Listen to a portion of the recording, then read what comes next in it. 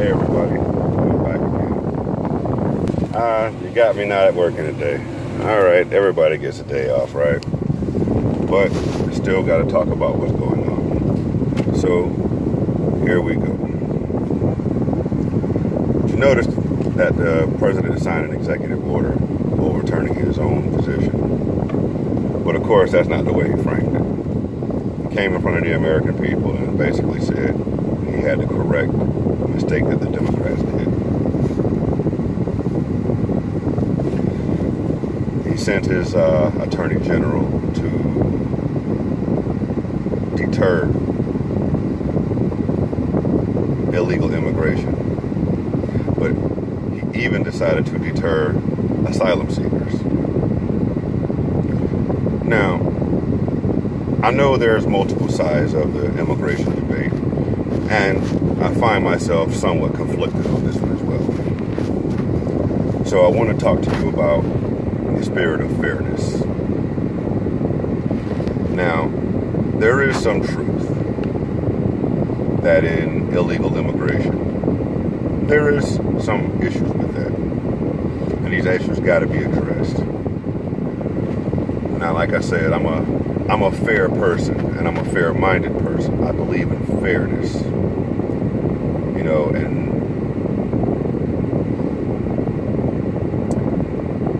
a criminal can't cry that the government isn't treating them fairly. How fair are you supposed to treat a criminal?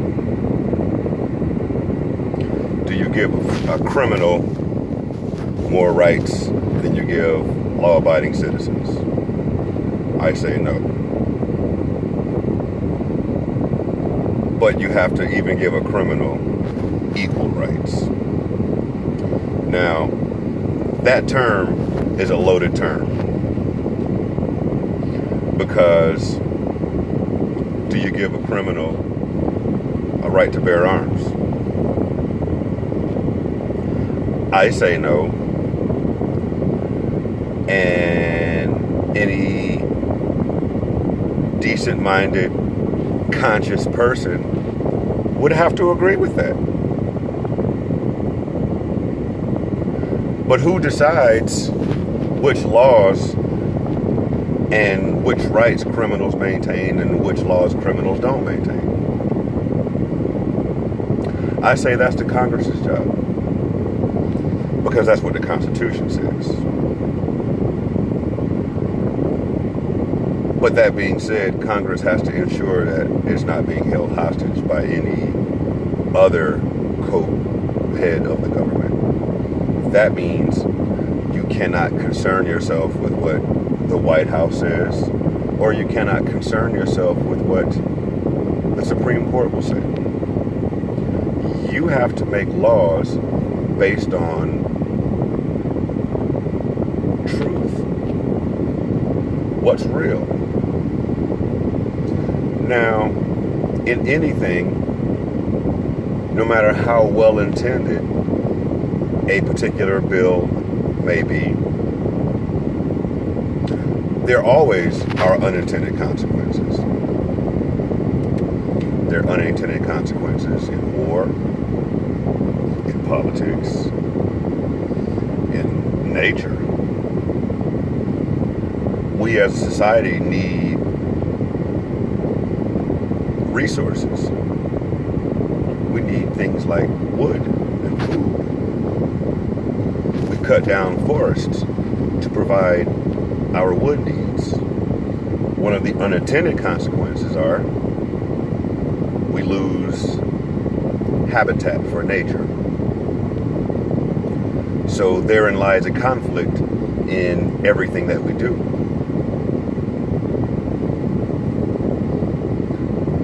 It's lawmakers' job to find balance.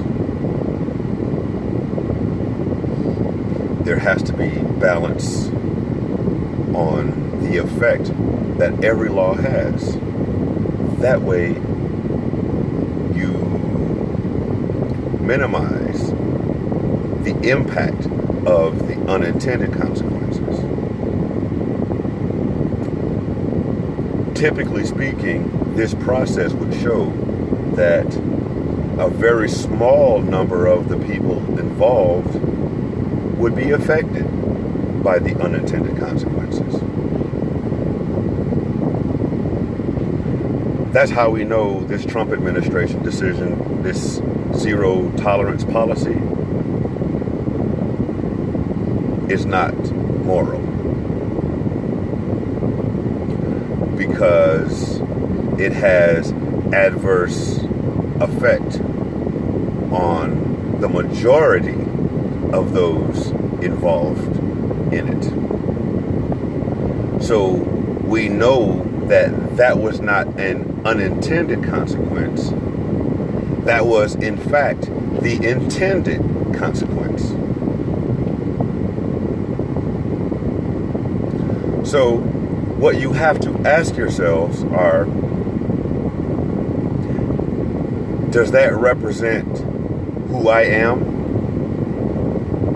And does that represent what I believe in?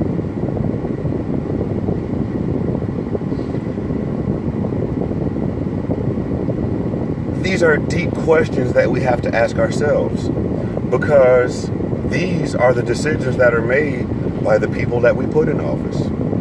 Some of which we agree with and some of which we don't. I mean, it's perfectly understandable to agree with 70% of what somebody may push as far as policy.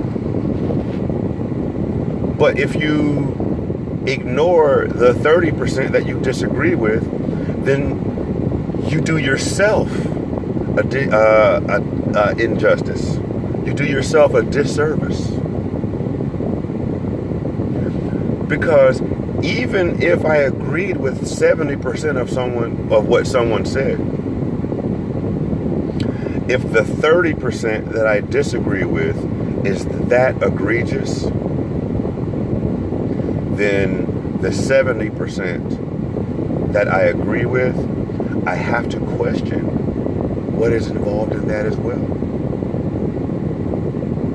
Because if on certain topics you can be that egregious in your consequences, then what is your true consequence on the other 30% that I agree with? These are the fundamental things that I wrestle with when I look at what politicians I back and which politicians I don't back.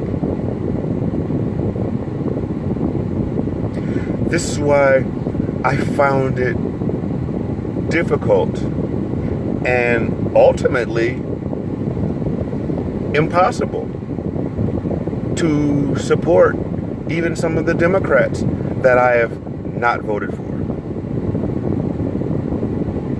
Because I felt like the amount of what they addressed that I agreed with didn't balance out properly with the things that I didn't agree with. So they didn't earn my vote. And what I want to ask everyone, Democrat and Republican alike, I want you to really ask yourselves, what do I really believe in? Not just what are my political stances, but what do I as a person represent? What do I teach my children? What side of debates do I find myself falling on? And ask yourself, does my political party typically fall in the same regions that I actually believe in? Not the things that I follow my party on, but my independent thoughts. Does my party follow my thoughts based on the way they vote?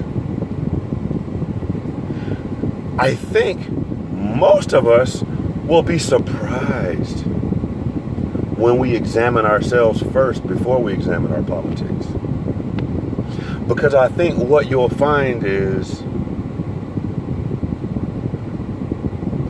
we're actually more at odds with ourselves than we agree to, than we will publicly say. Some of the things that we would teach our children falls opposite of where our political views are. There's things we watch our politicians do, grown adults, that we pay. But we tell our children, as long as you live in my house, you will follow my rules. Well, you see that house in Washington, D.C.? That's your house. That's the house that you pay for.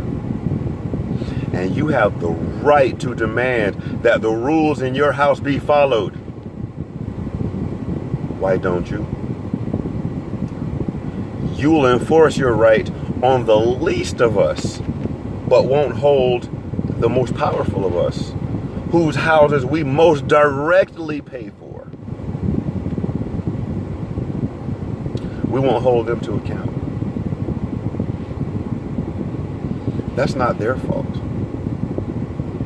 That's our fault. So what I'm going to spend my time on talking about today is, will you demand more from yourselves?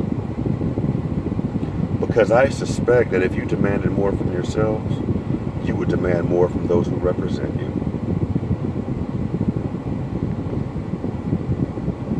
So until next time, I'll say, God bless. God bless. Take care of yourselves. Take care of your families. And take care of each other.